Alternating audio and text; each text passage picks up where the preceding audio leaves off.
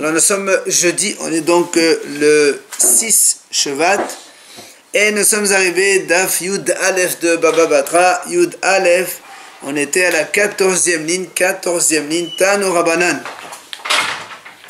Hachamim enseigne Maaseh Munbaz Amelech. C'était l'histoire donc de Munbaz, le roi. Alors selon certains, c'est un donc des rois d'Israël, donc des descendants de Hashmonaïm. Chez Bizbez, Osrota ve'Osrot Avotav b'Shnei Batsoret. Il a donc dépensé les trésors et les trésors de ses ancêtres dans des années de famine. Il y avait la famine. Il a donc donné la tzedaka aux gens pour pouvoir manger.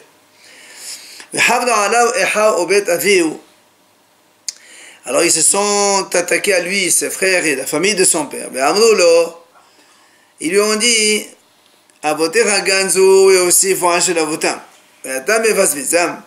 ils lui ont dit, tes ancêtres, ils ont emmagasiné beaucoup de trésors, ils ont rajouté sur les trésors de leurs ancêtres. Et toi, tu viens et tu dépenses tout. Il leur a répondu, il leur a dit, mes ancêtres, eux, ils ont entreposé l'argent en bas. Mais moi, je l'ai caché là-haut.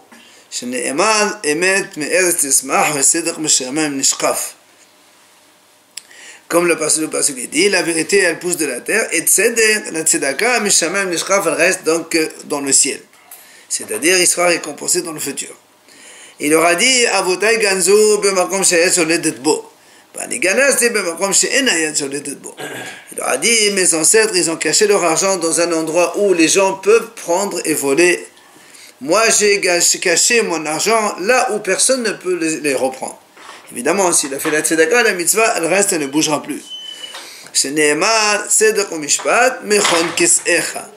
La tzedaka, elle est mechon kis'echa, elle est donc sous le trône céleste d'Hashem Yitbarach, donc du coup, personne ne peut les atteindre. Il leur a dit encore, Avotai ganzu davar she'en ose perot, v'ani ganasti davar she'ose perot. Il leur a dit donc le roi Munbaz, mes ancêtres, ils ont caché l'argent, mais c'est un argent qui ne donne pas de fruits. Moi, j'ai caché l'argent où ça fait des fruits. Parce que la tzedaka shene'emar, donc il faut dire donc la tzedaka, elle, c'est quelque chose qui fait des fruits, comme on dit dans la Mishnah, c'est marqué, on mange des fruits de cette tzedaka dans ce monde et le capital reste préservé dans le monde futur.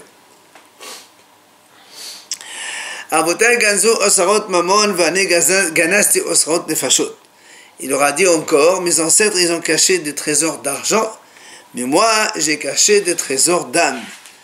Évidemment, puisqu'il a nourri des bénis Israël grâce à cela. C'est Nehemar, comme le passage dit d'ailleurs, donc les fruits d'un tzaddik, c'est la vie, c'est la Torah. Mais le kher nefashot, celui qui achète des nefashot, donc comme lui, il a permis de nourrir plusieurs âmes d'Israël.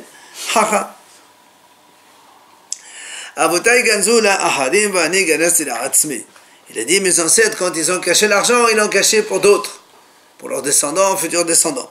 Mais moi, quand je l'ai caché pour moi-même. Puisqu'il a fait la tzedaka avec cet argent, donc du coup, c'est lui qui en profite seul. Enfin, Avotai ganzu la'olam hazeh va'ani ganazti la'olam haba. Il leur a dit, mes ancêtres, ils ont caché l'argent pour ce monde-là. Mais moi, j'ai caché l'argent pour le monde futur.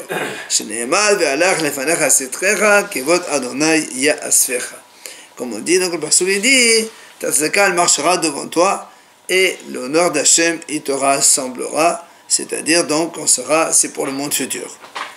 Voilà un petit peu, donc, la fin de ces agadotes concernant la tzedaka. Alors, rappelez-vous, on a dit maintenant, dans la Mishnah, la dernière phrase, on a dit que quand est-ce qu'un homme il doit participer aux frais de la ville, la porte, les murailles, etc.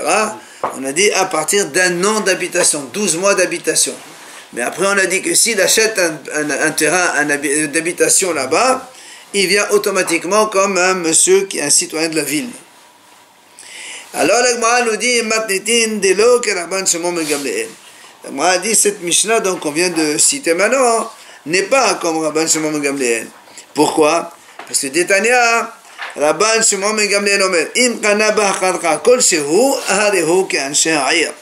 S'il a acheté un terrain quel qu'il soit, eh bien, il devient comme les habitants de la ville. Alors que nous, dans notre Mishnah, on a dit, s'il achète Bet Dira, une habitation, quand est-ce qu'il devient un membre de la ville pour lui faire supporter tous les frais? C'est quand il achète une habitation, une maison d'habitation.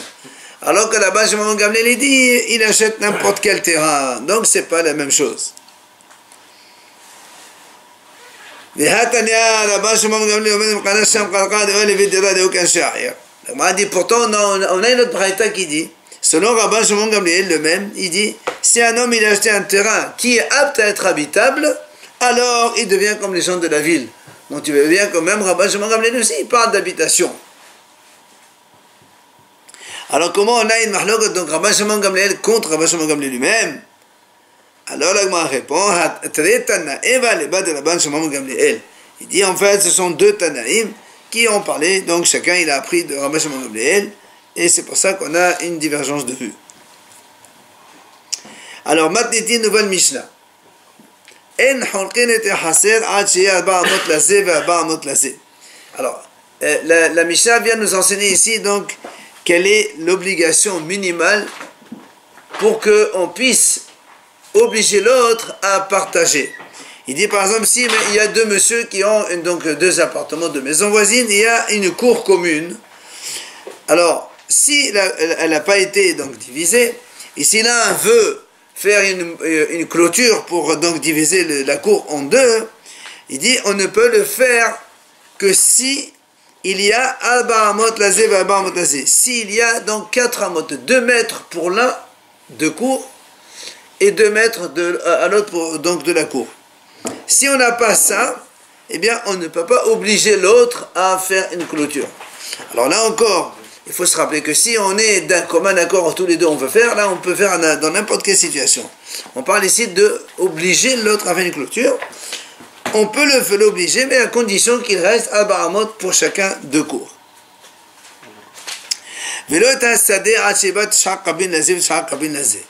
Si maintenant ils ont un terrain commun, ils veulent diviser le terrain en 2, ils peuvent, mais à condition qu'il y ait 9 caves pour l'un et 9 caves pour l'autre. Si on calcule, ça nous donne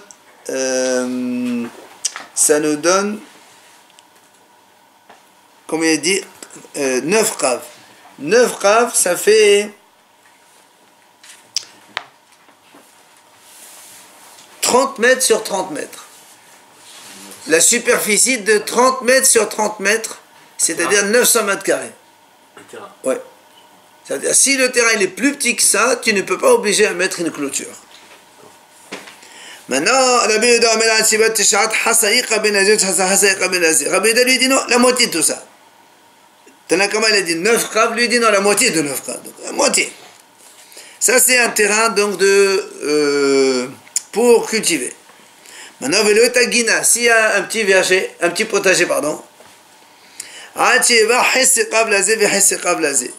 Si maintenant un petit potager pour planter des légumes, là ça suffit qu'il y ait Hitziqav.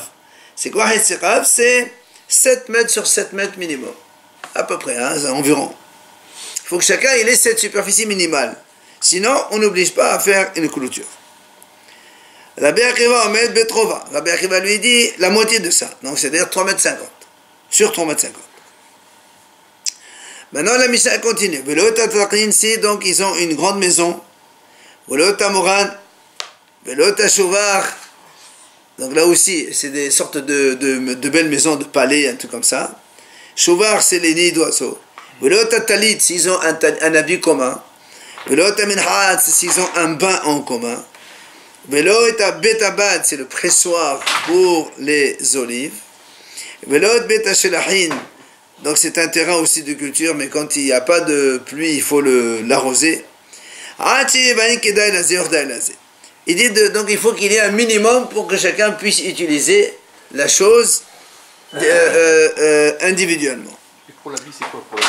C'est quoi Un vêtement, un vêtement, par exemple, tu as un tissu, enfin avant, on ne parle pas d'une chemise ou un pantalon, si ça ne marche pas.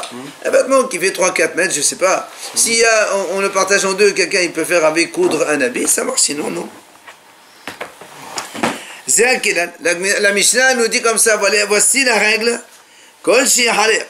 Chaque fois qu'on divise la chose en deux, ou et elle conserve le nom initial, on peut diviser.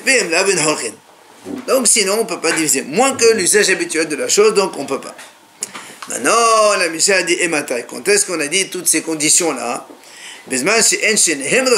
C'est quand tous les deux ne sont pas d'accord et un il veut obliger l'autre. C'est pour ça qu'on exige ces minimums-là.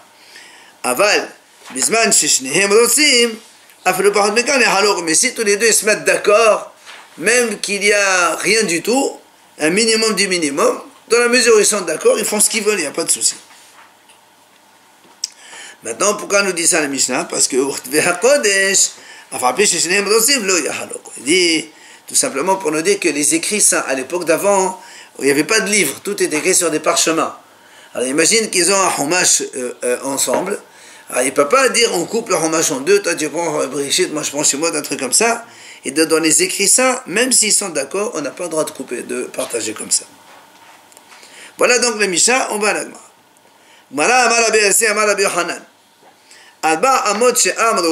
Quand on a dit au début, on ne peut diviser la cour en deux que s'il reste minimum 2 mètres à chacun. Il dit, quand on a dit il faut laisser 2 mètres minimum pour chacun, c'est en fait en dehors de 2 mètres supplémentaires qu'on doit laisser devant les portes. Par exemple, quelqu'un il a une maison, l'autre il a une maison en face, il faut d'abord calculer 2 mètres devant la porte. Harami dit pourquoi tout ça? Parce qu'avant, pour décharger la marchandise, il y avait des carrosses. Il fallait Adbaramot minimum. Donc au moins laisser le temps, la possibilité de décharger. Et après ça, il faut encore 2 amot et 2 amot. L'autre c'est la même chose. Il a 2 amot, 2 mètres, pardon, 4 amot pour décharger, plus 4 amot pour chacun. En tout, il faut donc 8 mètres de cours pour pouvoir partager. 8. 2 et 2, et 2 et 2. Lui 2 et lui 2 devant la porte, plus 2 et 2, dans les deux sens. C'est ce que l'Agma a dit. Tania Nami Achi, la Braïta appuie ce qui vient de dire Ravasi au nom de Rabbi Yochanan. Donc c'est pour ça qu'on ne partage pas la cour. Jusqu'à qu'il y ait 8 amot, donc on a dit 4 mètres pour l'un, 4 mètres pour l'autre. Pourquoi 4 mètres? 2 devant la porte et 2 de cour. Alors, on a dit, donc on dit, pourtant il y a une Mishnah, la Braïta dit 8 amot, et notre Mishnah dit 4 amot. Comment est-ce possible? Et là, c'est pour donc répondre, comme l'a dit Rabbi. Il faut donc les 4 amot de la cour, plus les 4 amot devant la porte. D'autres, ils le font en question-réponse. D'abord, il amène la Mishnah, qu'on a dit dans la Mishnah, on ne partage pas la cour que s'il y a 4 amot pour chacun. Ah, la Moana a dit, mais pourtant, voilà, la Braïta a dit, pourtant, dans la Braïta, il y a 8 et 8. Alors, il dit, non, c'est ce qu'on a répondu maintenant, que c'est donc en dehors des Abba Amot qu'on laisse devant la porte de chacun. Amar Ravuna, il a dit Ravuna, Haser, mithaleket lefi petaheha. Ravuna, il dit comme ça, une cour, ça se divise en fonction des portes, du nombre de portes de maison. Ça veut dire, si vous avez quelqu'un, il a une maison ici, une maison ici. Dans une maison, tu as 2 portes d'entrée. Et dans une autre maison, tu as une seule porte d'entrée. Selon Ravuna, quand on partage le terrain, comme lui, il a 2 portes d'entrée, et lui, il a une seule porte d'entrée, la cour, on la divise en 3. Celui qui a 2 portes, on lui donne 2 tiers de la cour, et celui qui a une porte, on lui donne 1 tiers de la cour. L'effet abtahim, en fonction du nombre de portes. Ça, c'est Ravuna. Rav Hasda, il dit non, pas comme ça. Rav Hasda, il dit non. Comment on fait? S'il a 2 portes ou 3 portes, qu'importe, chacun devant la porte lui laisse l'espace de 2 mètres, comme on a dit tout à l'heure, pour décharger. Après, quand on a donné ça, Le reste, on fait moitié-moitié. La cour, on fait moitié-moitié. Ça veut dire que c'est pas en fonction du nombre de portes. Et là, si les deux portes sont sur la même façade, si il y a une seule... Ça s'appelle deux entrées. Deux entrées. Oui. C'est pas de part et d'autre. Non, c'est en fonction de là où il y a la cour. Il y a une maison. En général, les maisons, elles sont devant la cour. Maintenant, si la cour, elle est il y a une porte de ce côté, il y a aussi une cour de l'autre côté aussi, ça compte des portes aussi, c'est évident. D'accord? Ça, c'est donc la phrase. Et la Gemara ramène ici Tania Kevaté de la phrase. La Braïta, elle est comme Rav Hasda, justement. Petahim Shebechaser. La Braïta dit comme ça. Les portes qu'il y a dans une cour, Yesh lahen alba amot, donc devant chaque porte on donne donc alba amot 4 mètres, 4 amot, donc 2 mètres pour décharger. Mais ils sont dans la cour, ça. Oui, bien sûr. Mais à quoi ça sert si la cour elle appartient déjà à la personne? Non, la cour elle est commune. Non, on a une cour commune. On la divise après. Attends, mais avant de diviser, combien tu donnes à chacun? C'est ça la question. C'est la question. Si moi j'ai, selon Ravona, si j'ai 2 portes et lui il a une porte, moi je prends 2 tiers de la cour, toi tu prends 1 tiers. Rav Hasda dit non. On donne devant chaque porte 2 amot, 2 mètres, pardon, 4 amot. Et après, le reste de la superficie, on partage en 2. Et donc la Braïta a dit, Petahim Shebechaser, les portes qu'il y a dans la cour, Yishahem Alba Amot, ils ont chacun 4 amot. Si quelqu'un il a une seule porte, l'autre il a 2 portes,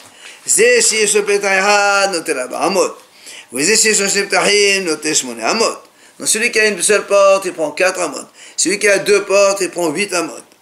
Et le reste, on partage moitié-moitié. Ils ne parlent pas de la longueur de la maison. Non, la maison, c'est pas la maison qui compte, c'est la porte. C'est l'autre, il a 2 ouvertures et il a une petite maison. Non, la Gemara ne fait pas de différence entre la superficie de la maison intérieure. Alors,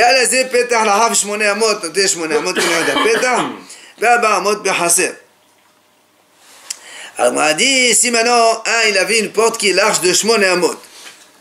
Il a une porte qui est large, donc de 4 mètres. Notel Shmone Amot, il prend 8 amot devant la porte.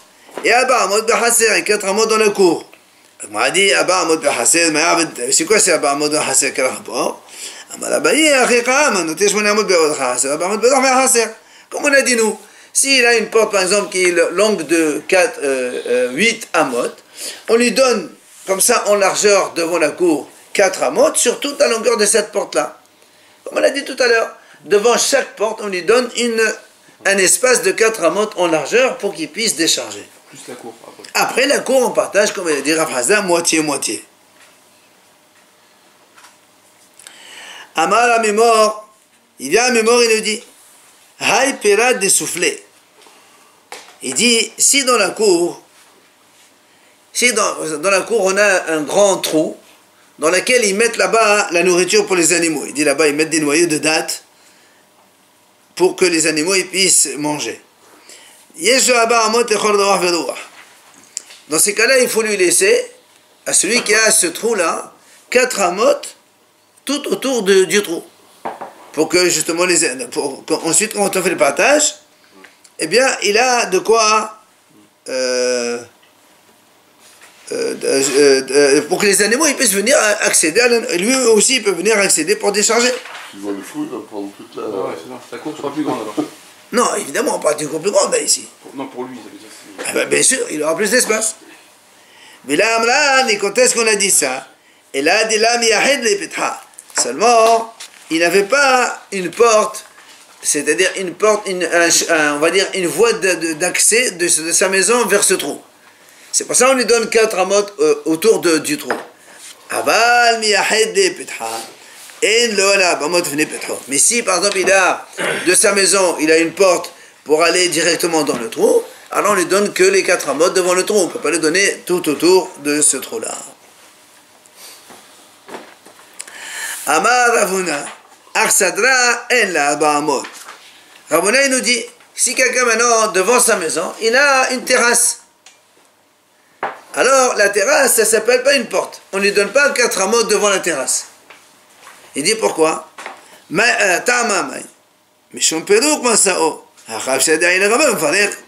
dit nous on a dit tout à l'heure quelle est la raison pourquoi on donne 4 amot devant la porte, pour qu'il puisse amener son carrosse pour décharger. Il dit, dans la maison, tu ne peux pas rentrer le carrosse à la maison, c'est pas possible. Mais dans une terrasse, tu peux rentrer l'âne là-bas et tu décharges dans la terrasse. Donc c'est pour ça qu'on ne te donne pas 4 amot devant la terrasse. Et ça, c'est s'il a acheté le type d'une parcelle de terrasse, c'est à lui. Non, et justement, le problème est le suivant, c'est qu'on parle de 2 gens, ils ont acheté une maison chacun, ils ont une cour commune. Un jour, ils se disputent, ils veulent partager. Comment on fait? Mais c'est pas partagé d'avance. Ah non, des fois, il y a beaucoup d'endroits où tu as une résidence, où tu as plus de gens, ils ont une maison de partout, ils ont une cour commune. Aujourd'hui aussi, ça existe. Il n'y a pas de partage. Tu as une cour commune. Tu as un cadastre. Ah oui, ça va, cadastre. On parle justement, on parle qu'il n'y a pas, il n'y a rien du tout. Alors, donc, mettez Rav Sheshet, il va Rav Sheshet, il objecte, il dit, c'est marqué, Ehad Sha'arei Batim, Ehad Sha'arei Arsadot, et Shana Bahamot. Rav Sheshet, il dit, pourtant, il y a un Braïta qui dit, que ce soit les portes des maisons, ou que ce soit les terrasses, il faut leur donner 4 amot. Et nous, on vient de dire maintenant que devant une terrasse, on ne donne pas 4 amot. Question? Alors, l'Agma répond, il dit, c'est vrai, Kitaneaï, Ber Sadra Devera, pardon. Il dit là-bas, c'était une arsadra dévérable, c'est-à-dire c'est une terrasse, mais en fait, avec des murs autour, où les élèves ils étudient la Torah. Et comme il y a là, donc il y a des mehitzot, donc ça veut dire il y a des parois, c'est pas ça, donc tu vas pas me dire, rentre ton carrosse pour décharger, on peut pas rentrer, puisqu'il y a des murs donc tout autour, c'est comme une maison.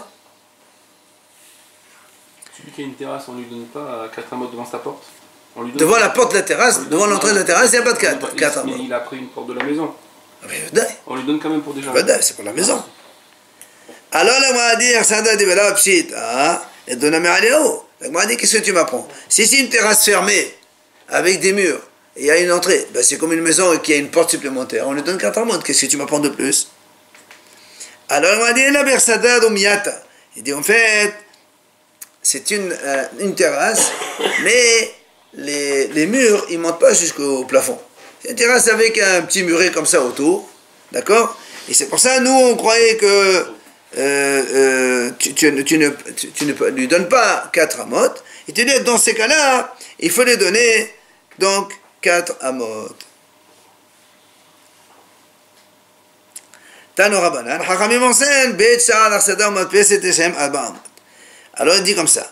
Ramim dit comme ça, Beit Sha'ar, c'est-à-dire quand on a vous savez, on a parlé beaucoup de quand on a une grande résidence, on a souvent une petite cabanon comme ça où il y a un gardien qui surveille pour ne pas que les gens. Alors il dit, là aussi, si un monsieur il a Beit Sha'ar devant sa maison, on lui donne 4 amot. Arsadra, donc c'est la fameuse terrasse, aussi on lui donne 4 amot. Au Medpeset,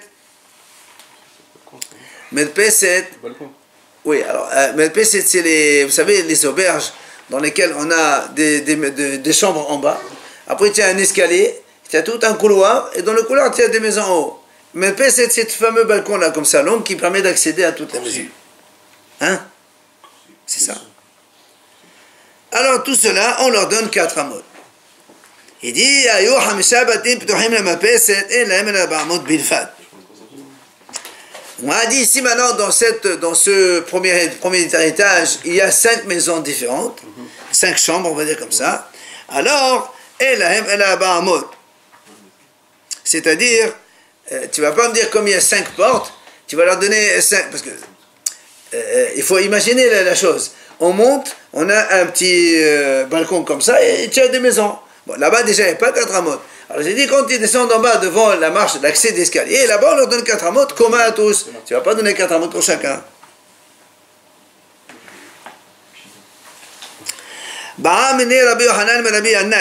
Rabbi Yohanan, il a posé la question à Rabbi Yohanan, il lui dit, Loul Sheltan Egolim.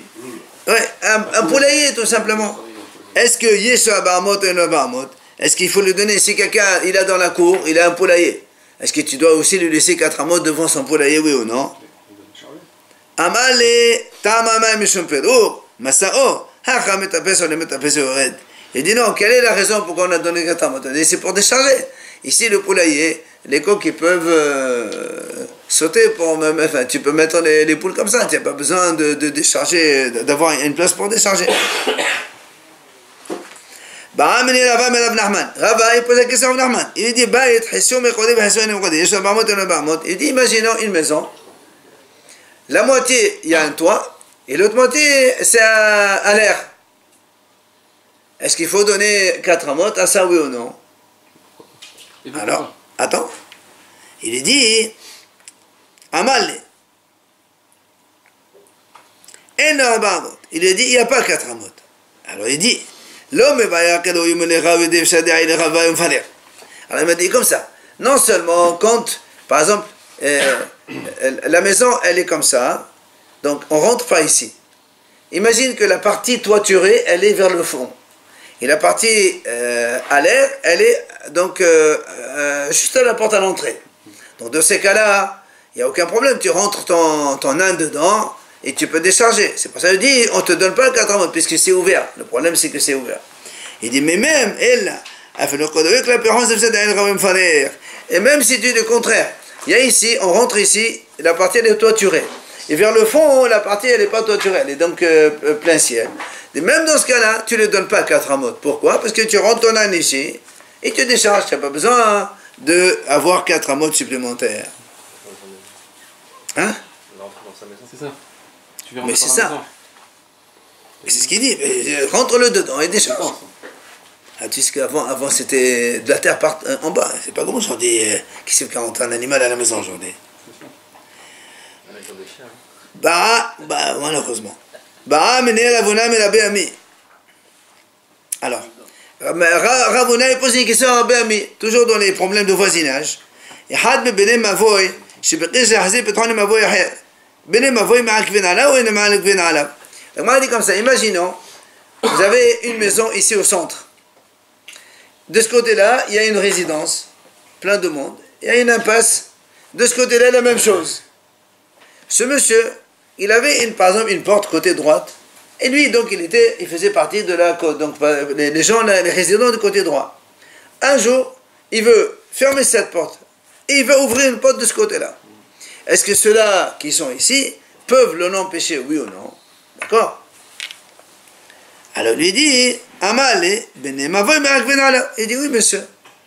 Ils peuvent dire on n'est pas d'accord. Ouais, tu es là-bas, tu avais ta porte devant, tu restes là-bas, tu ne viens pas ici. Autre question il a posée. Arsania, les filles bnei adam, avant, quand il y avait les soldats du roi qui venaient pour faire des guerres, un truc comme ça, alors ils allaient tous dans les maisons des gens, chacun il prend un, deux. Elle pose une question. Quand on les dispatche comme ça dans les maisons, est-ce que c'est en fonction des habitants ou en fonction du nombre de portes dans une maison? C'est-à-dire que si tu as une maison avec une porte, tu mets par exemple 1. Si dans une maison il y a 2 portes, tu en mets 2. Si 3 portes, tu en mets 3. C'est en fonction des portes ou en fonction du nombre d'habitations dedans. Alors il est dit c'est en fonction du nombre de gens. Amar Ravuna il nous enseigne. Il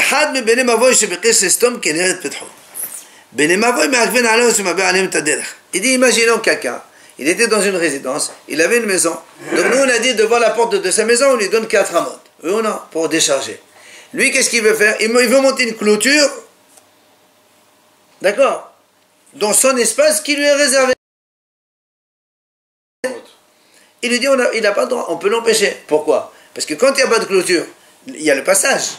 Et si tu montes ta clôture, tu vas obliger des gens à faire un détour à chaque fois. Tu n'as pas le droit. C'est on va dire comme ça, c'est comment on appelle, un usage qu'on te permet, mais comment on appelle ça? Mais c'est pas à toi, c'est un usage privatif, mais c'est pas privatif. Voilà.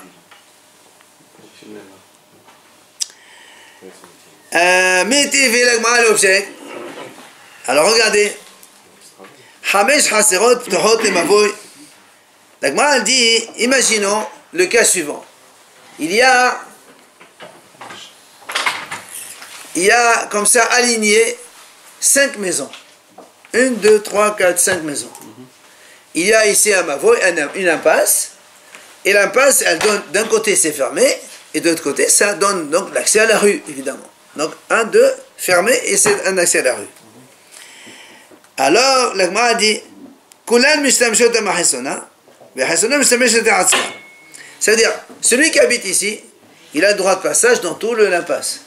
Le quatrième, tout ça, troisième, deux secondes, premier. Le premier, il n'a pas le droit de marcher dans le côté où il y a les autres. Parce qu'il n'y a rien à faire là-bas. Oui, c'est la Gemara dit comme ça.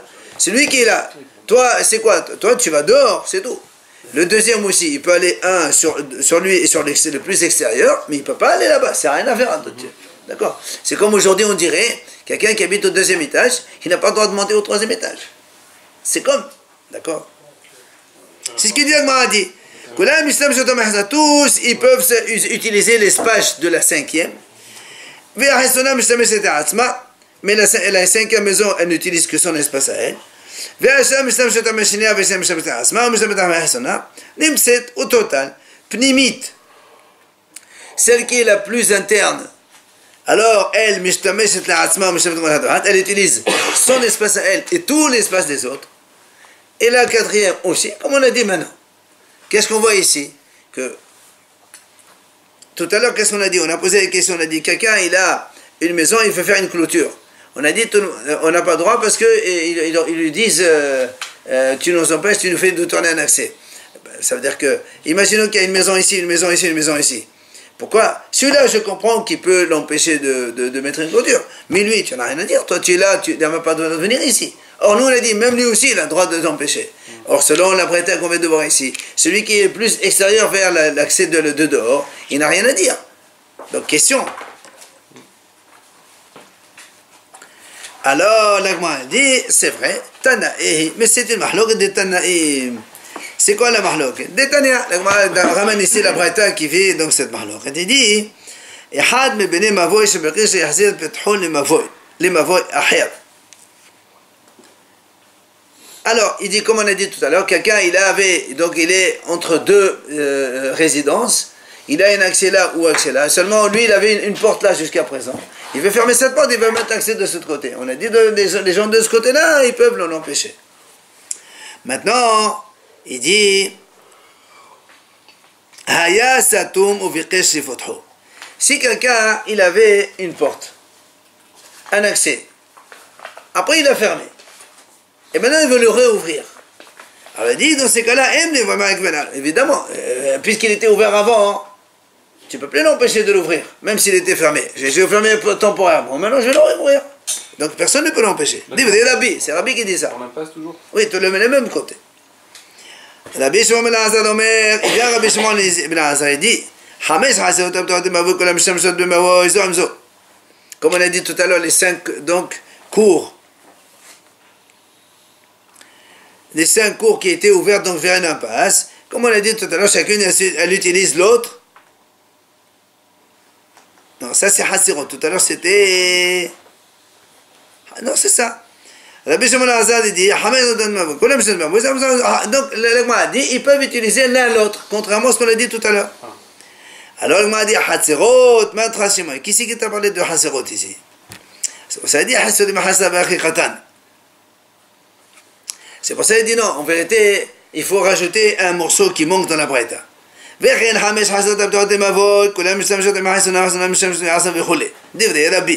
fait, Agmar ramène ici la braïta dans sa totalité, où on voit que cette histoire de 5 maisons, 5 cours comme ça alignées avec une impasse, c'est une mahlok entre Rabbi et Rabban Shimon ben Gamliel. Alors, Rabbi dit effectivement, comme on a dit nous au début, c'est-à-dire celle qui est le plus interne, elle utilise son espace et aussi l'espace de la 4e, 3e, seconde, première pour sortir dehors.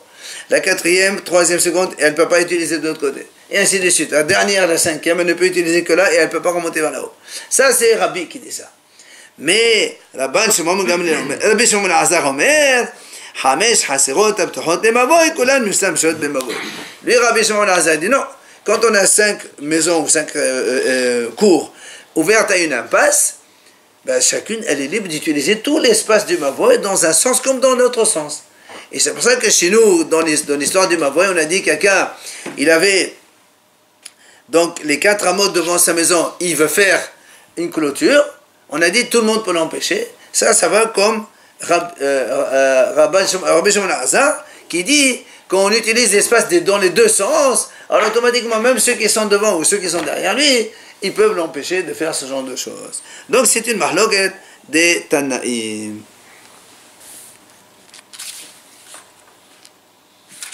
Amar mort une dernière idée. Haya satum uviqesh lefotho el bne mavoy ma'akvin alav.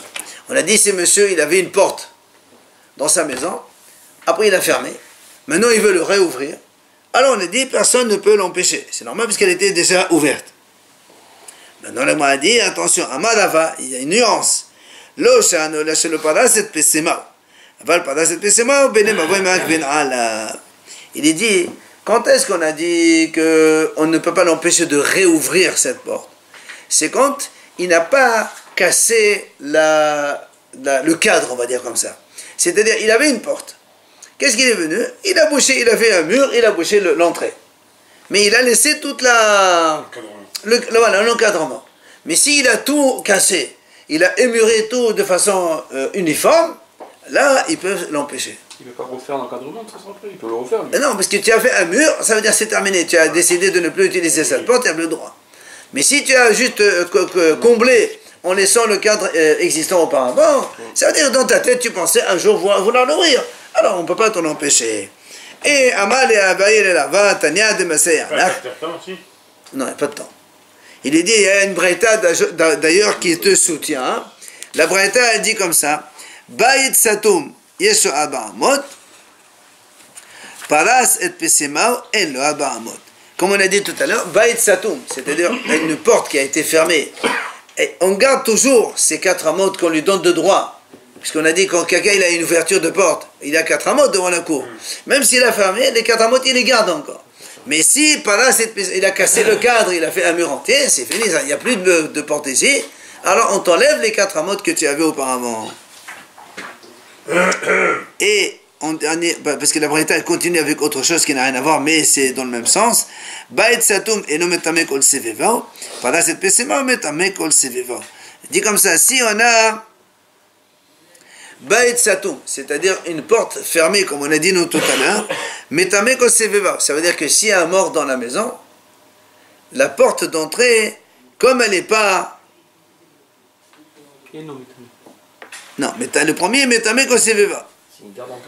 Parce que voilà, voilà, il y a un mort et l'encadrement il est encore. Ça veut dire qu'il est possible que le monsieur il ouvre cette porte-là.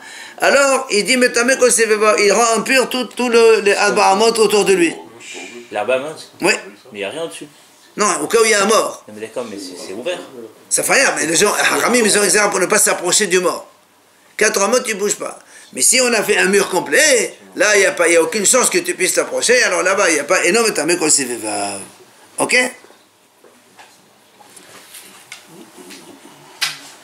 S'il a cassé le mur, c'est le contraire. S'il a cassé les portes, ça fait comme une keva, et donc il est tamé kol seveva. D'accord? Quand la porte elle existe encore, il ne rend pas impur, mais quand il a enlevé, il a fait qu'un mur complètement, là il est metamé kol seveva, tout l'entourage devant lui. Ok? Allez.